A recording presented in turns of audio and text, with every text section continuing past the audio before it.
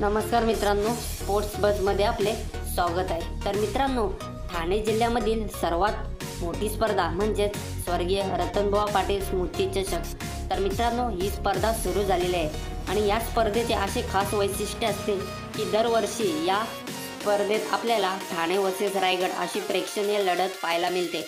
परंतु मित्रांनो, यंदा आपल्याला ही लढत पाहायला मिळणार नाही। याचं कारण असं आहे की या महिन्यात खूप रायगड वर्सेस ठाणे मॅचेस झालेले आहेत। तर यंदा आपल्याला ठाणे रायगड वर्सेस शेष महाराष्ट्र अशी लढत पाहायला मिळणार आहे। मित्रांनो, 26 जानेवारीला ही लढत दुपारी 2 वाजता होणार आहे। तर या सामन्यात आपल्याला ठाणे आणि रायगड जिल्ह्याचे एकाच टीममध्ये प्लेयर खेळताना दिसणार आहेत आणि शेष महाराष्ट्र म्हणजे मित्रांनो महाराष्ट्रामधील जितके ओपनचे खेळाडू मित्रांनो आहेत त्यापैकी 12 खेळाडू चॉईस केले जातील आणि मित्रांनो हा सामना खेळवला जाईल।